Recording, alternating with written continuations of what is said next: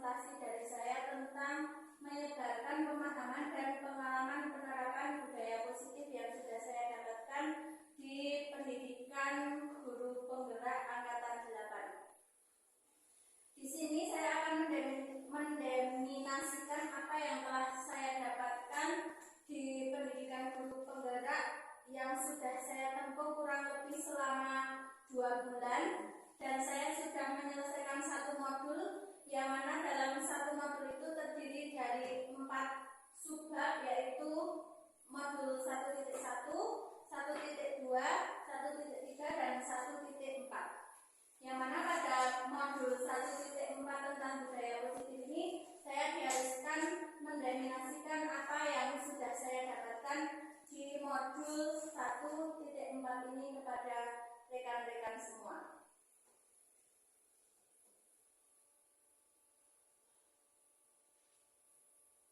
Yang pertama-tama akan saya ucapkan selamat datang para guru hebat dari SD Negeri 2 Kepuh. Mari kita belajar bersama, berkolaborasi, saling mendukung demi mewujudkan disiplin positif di sekolah kita tercinta ini.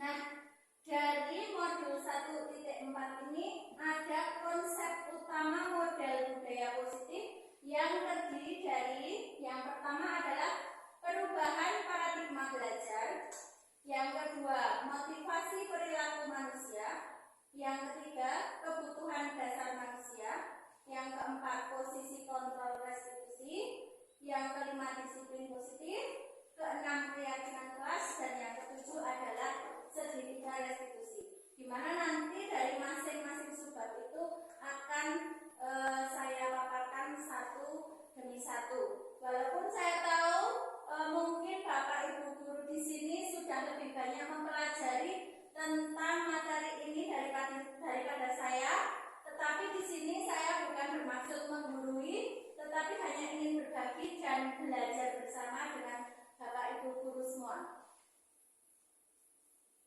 Selanjutnya tentang pembelajaran dengan paradigma baru, yaitu pembelajaran dengan paradigma baru dirancang berdasarkan prinsip pembelajaran yang terdiferensiasi sehingga setiap siswa belajar sesuai dengan kebutuhan dari tahap perkembangannya untuk mewujudkan profil pelajar Pancasila.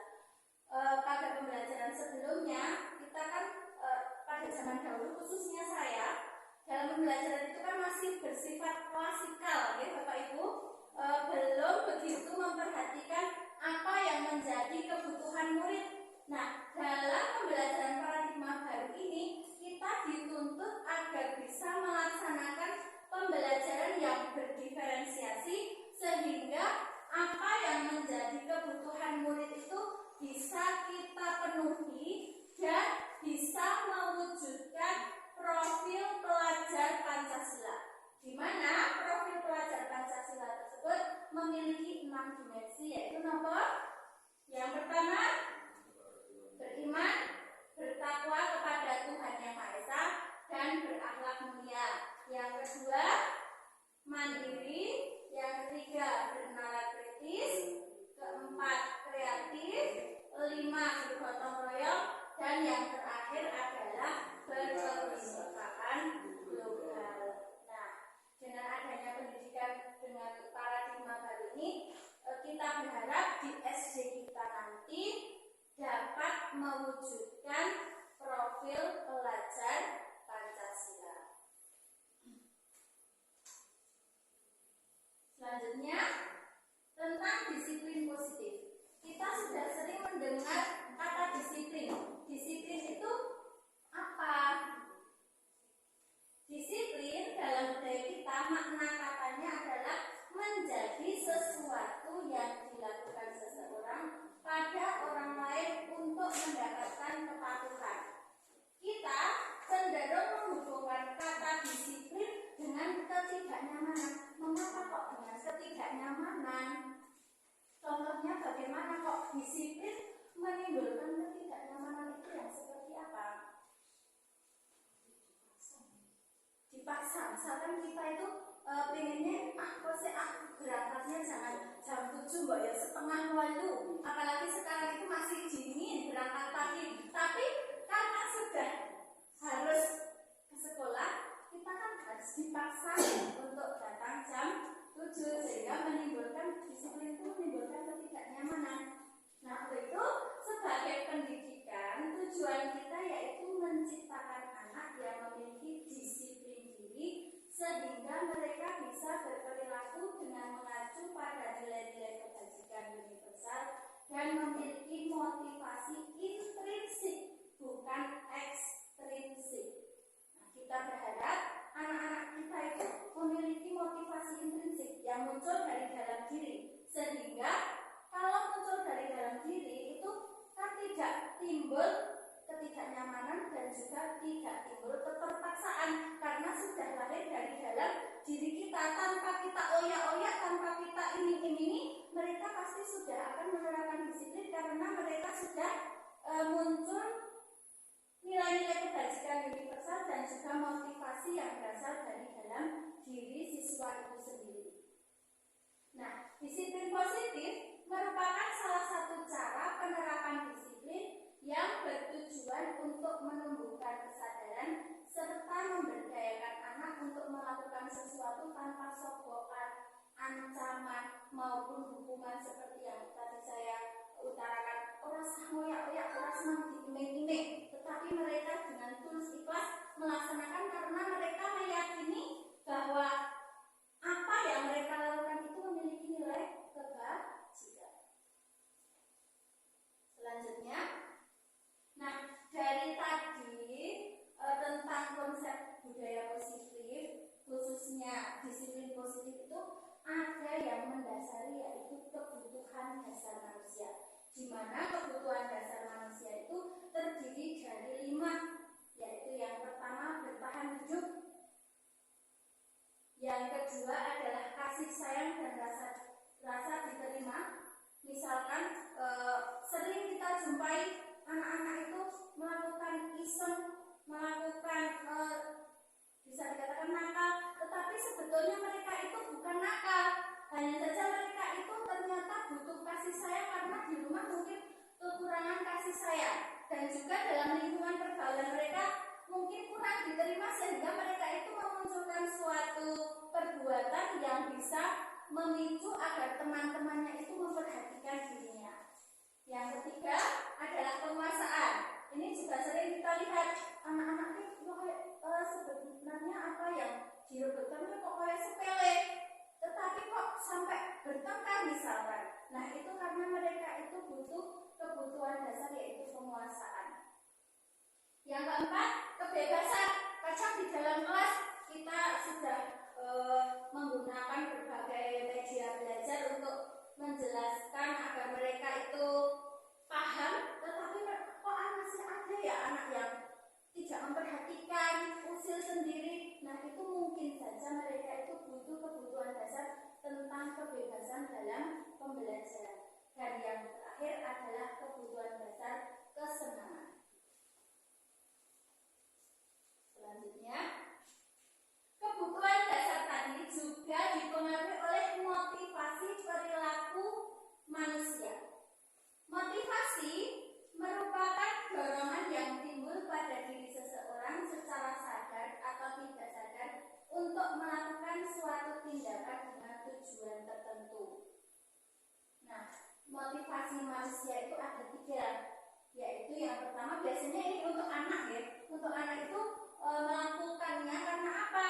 Oh, yang pertama karena menghindari ketidaknyamanan dan hukuman. Oh, aku kayak orang ini mesti mau dihukum loh, sehingga dia motivasinya adalah ini. Biasanya murid melakukan disiplin itu karena takut dihukum, dan ini merupakan motivasi ekstrinsik karena masih takut ampun tidak kalau guru dinyenek ampun tidak aku ini. Nah itu masih motivasi ekstrinsik.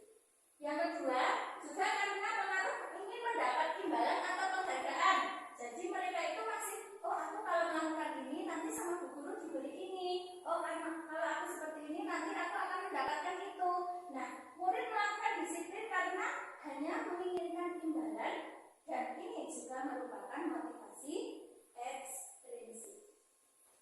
Yang ketiga adalah menghargai nilai-nilai kebajikan diri sendiri. Nah, pada modul ini yang akan kami tekankan adalah di sini, yaitu menghargai nilai-nilai kebajikan diri sendiri. Kita ingin murid melakukan disiplin itu karena sadar akan nilai kebajikan dirinya, sehingga menimbulkan motivasi intrinsik dari dalam dirinya.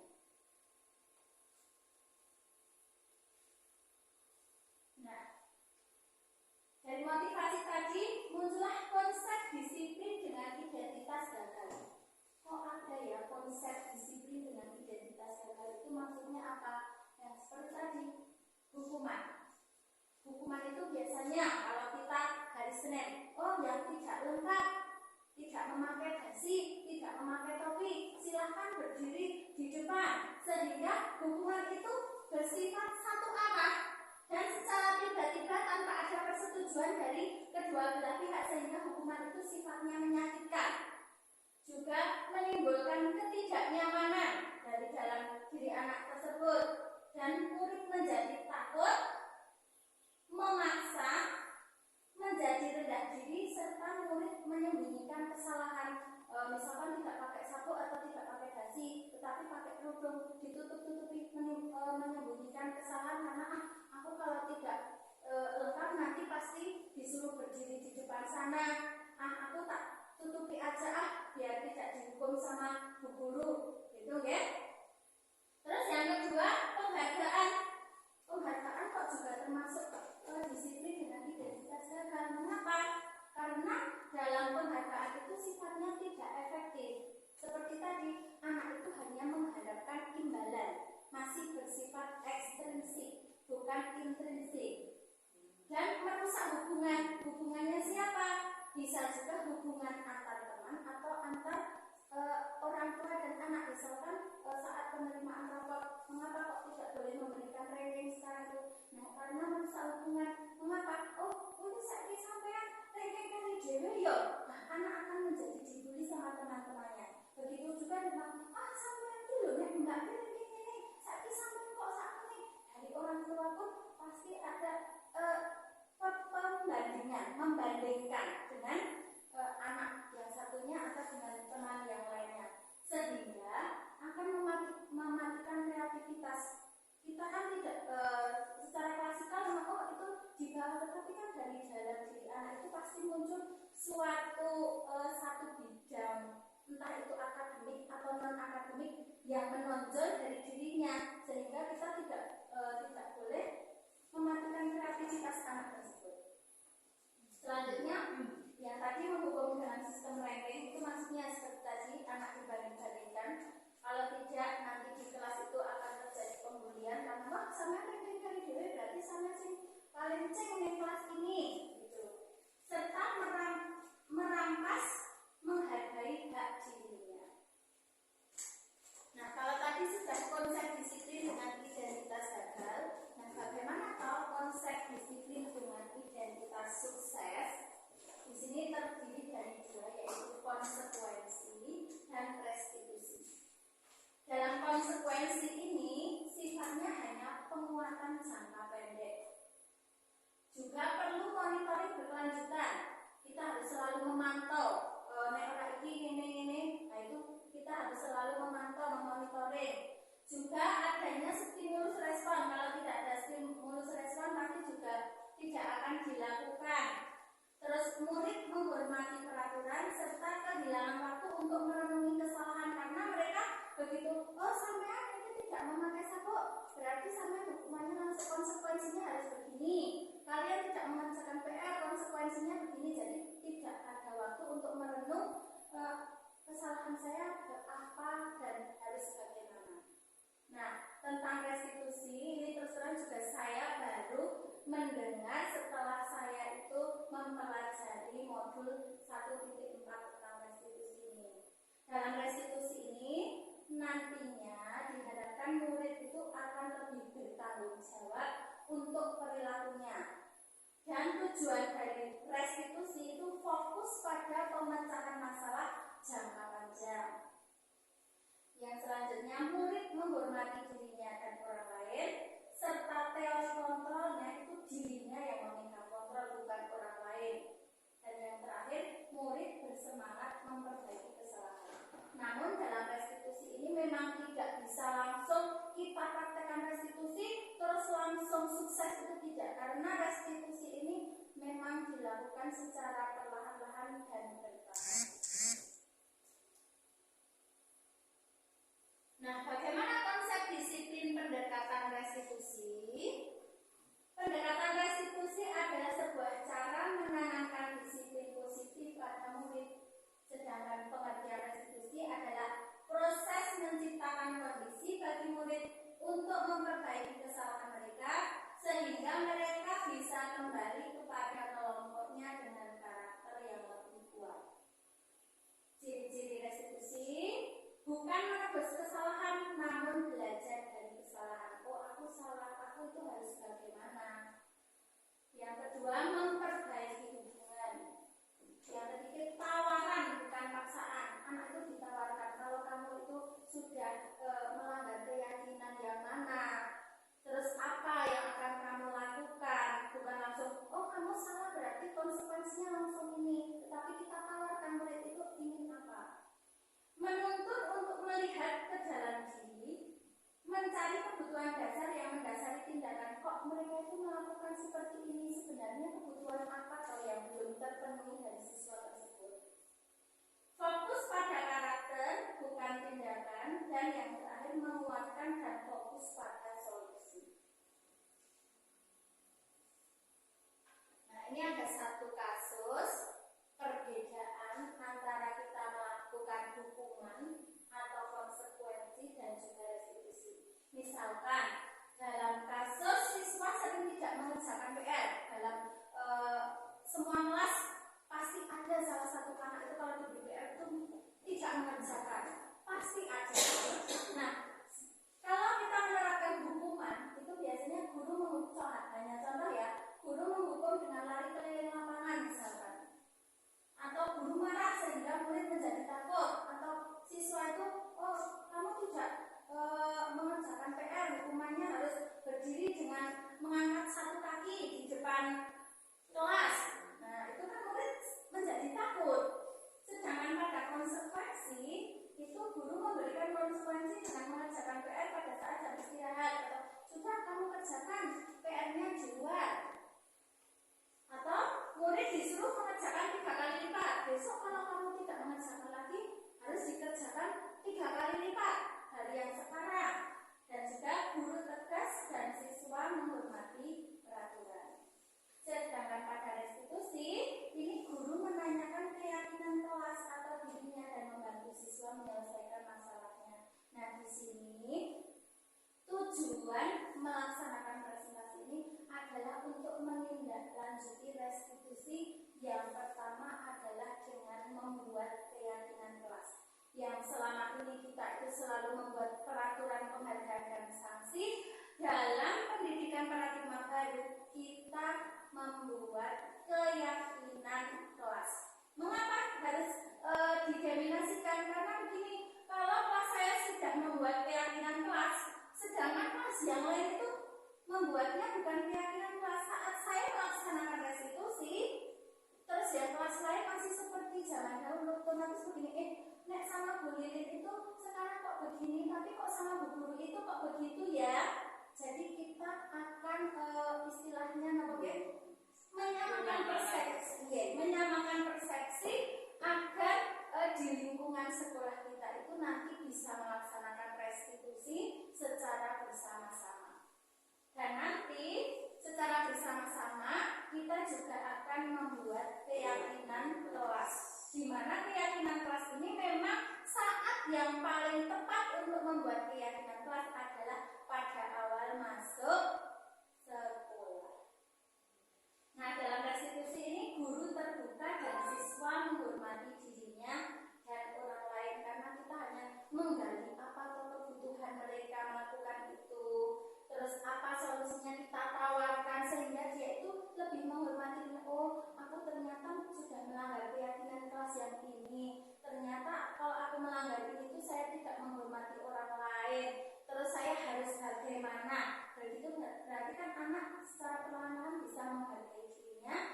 juga orang lain serta bisa menumbuhkan motivasi intrinsik. Nah, ini yang paling penting, ini ada 5 posisi kontrol restitusi. Kalau sebelumnya di sekolah kita itu masih melaksanakan yang mana, gitu? Apakah pembuat rasa bersalah, ataukah teman, ataukah penghukum, ataukah pemantau, atau sudah manajer? Sepertinya Pak masih pembuat rasa bersalah, pembuat rasa bersalah. Masih pembuat rasa bersalah. Ya, kalau dulu kita hanya tahu penghukum dan pemantau.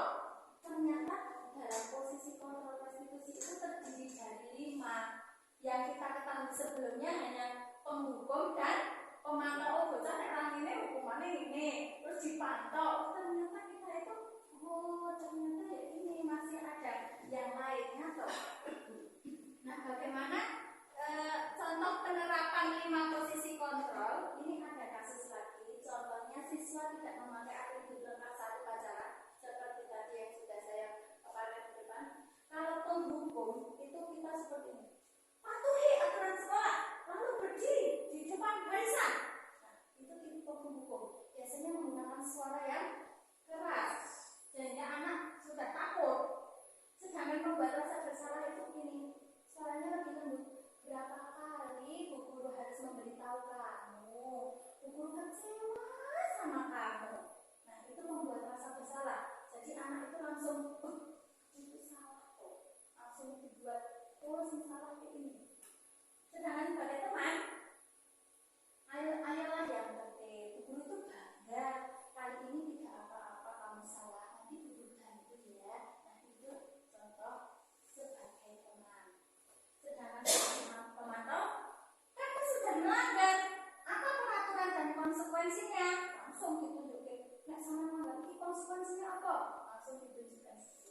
Sedangkan sebagai manajer, kita akan bertanya seperti ini. Apakah kamu tahu kesalahanmu? Jadi kan anak mikir dulu, kesalahanku apa ya? Kira-kira bagaimana kamu akan memperbaiki kesalahan ini? Nah, itu dalam posisi manajer itu seperti itu. Jadi memberikan kesempatan kepada anak untuk memecahkan solusi dari permasalahannya. Nah, tadi yang sudah kita bahas lagi adalah keyakinan kelas. Mengapa keyakinan kelas? Mengapa tidak peraturan kelas saja? Nah, ini contohnya dalam 2 ini. Mengapa kita memiliki peraturan tentang penggunaan helm pada saat mengendarai kendaraan roda 2? Alasannya apa kok kudu helm? Ya, polisi. Dicegat polisi.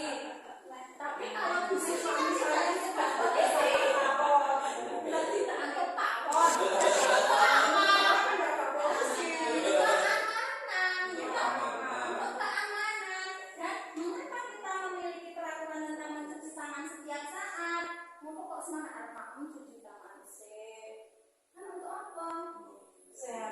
Untuk kesehatan. Nah, keamanan dan kesehatan itu adalah keyakinan. Bu Siti walaupun tidak ada polisi tetap memakai helm karena demi apa?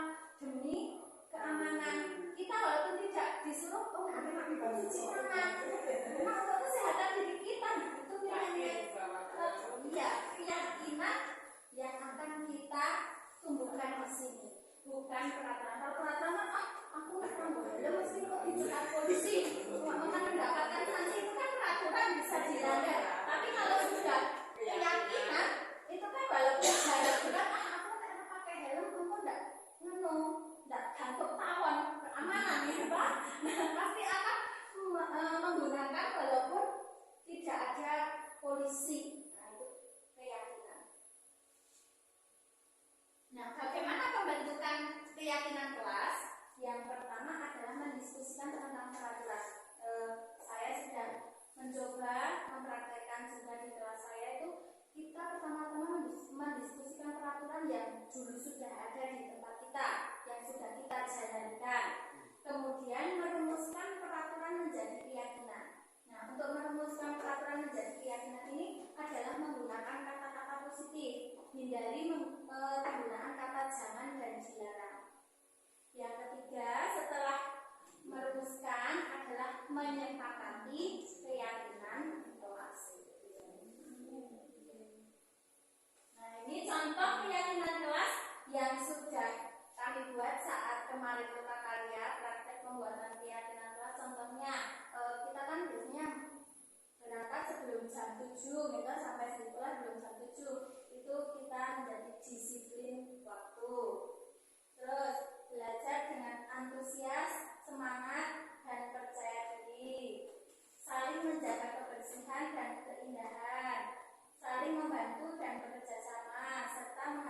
atau teman yang sedang berbicara.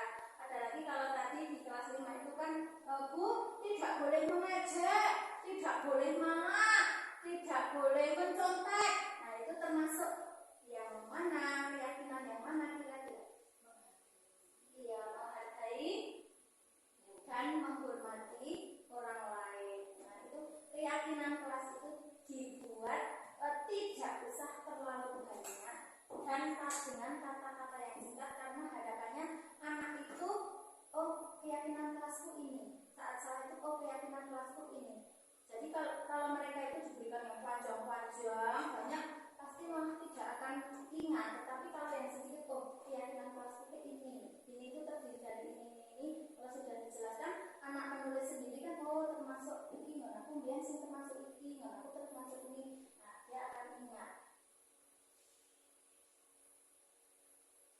Nah untuk mengatasi masalah yang ada pada anak itu, nanti kita diharapkan bisa mempraktekkan segitiga restitusi untuk pemecahan masalah. Yang mana dalam praktik segitiga restitusi ini terdiri dari 3 bagian. Yang pertama adalah menstabilkan identitas saat anak berkelah itu. Nanti kita stabilkan dulu, kita semua akan melakukan hal yang terbaik yang bisa kita lakukan. Kemudian kalau kita sudah menstabilkan anak, menggali apa yang menjadi permasalahan mereka, melakukan itu, kebutuhan dasarnya apa, melakukan hal itu. Nah yang kedua, kita melaksanakan validasi tindakan. Itu semua perilaku memiliki alasan, mengapa kamu melakukan itu, alasannya apa. Dan yang ketiga adalah menanyakan keyakinan. Nah tadi kalau sudah semua membuat keyakinan kelas, kita tinggal tanyakan saja sama anak, kamu melanggar keyakinan kelas yang mana, langkah selanjutnya apa. Nah kita semua memiliki motivasi Nah ini nanti ada contoh penerapan segitiga restitusi yang kemarin saya lakukan. Saat itu Mbak Bella ini tidak sengaja itu bertengkar sama Mbak Ines, koyok-koyokan, sehingga Mbak Ines itu menangis. Nanti videonya akan saya tayangkan setelah akhir presentasi. Nah, dalam penerapan program disiplin positif hendaknya memiliki standar kepribadian, profesional dan sosial yang baik, di mana guru mampu berefleksi pada posisi kontrol saat ini. Bagaimana perjalanan dirinya sebagai seorang among atau posisi manajer yang menuntut murid-murid menjadi insan mandiri, merdeka dan bertanggung jawab. Jadi kita ini sebagai pendidik bertugas sebagai among, menuntun, menebalkan garis-garis halus yang sudah dibawa oleh anak, kodrat alam anak. Tidak lagi kita itu melihat anak sebagai tabula rasa atau kertas putih kosong yang bisa kita tulisi, tetapi tugas kita ini seperti petani, hanya istilahnya apa? Memberikan pupuk. Tidak bisa, ini kok padi ya panennya dari jagung, itu tidak bisa. Tetapi kita hanya bisa menebalkan kodrat alam anak itu dan serta kodrat zamannya, agar perilaku yang sudah baik itu semakin tebal dan perilaku yang kurang baik itu bisa dihindari. Nah, sekian presentasi dari saya. Ada kurang lebihnya saya mohon maaf yang sebesar-besarnya. Saya akhiri. Wassalamualaikum warahmatullahi wabarakatuh. Waalaikumsalam warahmatullahi wabarakatuh. Monggo barangkali dari Bapak Ibu ada yang ingin ditanyakan. Satu ya. Oke. Ini saya mau bertanya tentang penghargaan termasuk konsep disiplin identitas gagal. Padahal zaman dahulu kan kalau ada anak yang mendapatkan atau dapat menyelesaikan atau bisa mengerjakan soal itu akan mendapatkan jempol dari bapak ibunya atau mendapatkan penghargaan intinya. Apakah itu juga termasuk dalam penghargaan dengan konsep disiplin dengan identitas gagal? Kalau hanya berupa jempol atau bagus, baik, itu tidak termasuk dalam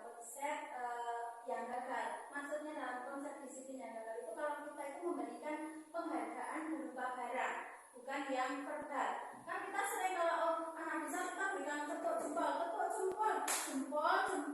good. Itu termasuk apresiasi, ya buatan konsep disiplin gagal gitu. Jadi kalau itu tetap bisa dilaksanakan, boleh dilaksanakan. Ada lagi?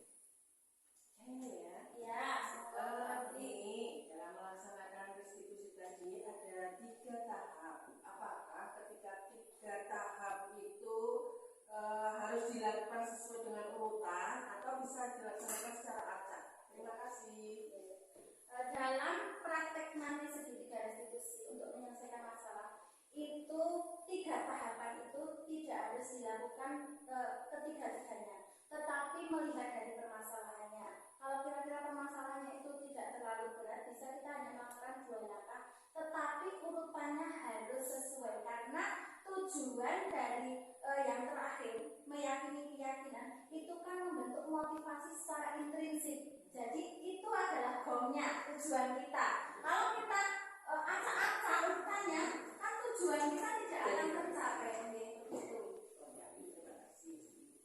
Mungkin ada lagi? Satu lagi, terima kasih sekali kepada Bu Lilin yang telah mempresentasikan banyak sekali hal tentang paradigma pengajar yang baru, sehingga nanti kita semua sudah paling tidak kita tahu ya, ada wawasan baru dan kita akan melaksanakan, akan memperbaiki pembelajaran yang kemarin-kemarin yang sudah menjadi paradigma lama mungkin ya. Jadi terima kasih sekali Bu Lilin ya, presentasinya. Insya Allah nanti kita akan melaksanakan yang terbaik.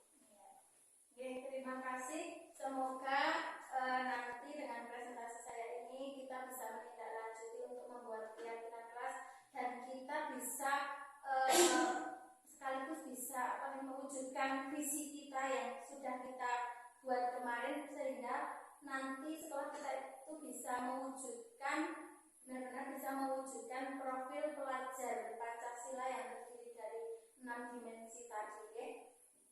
Mungkin sudah bisa diakhiri ya. Saya akhiri presentasi dari saya. Wassalamualaikum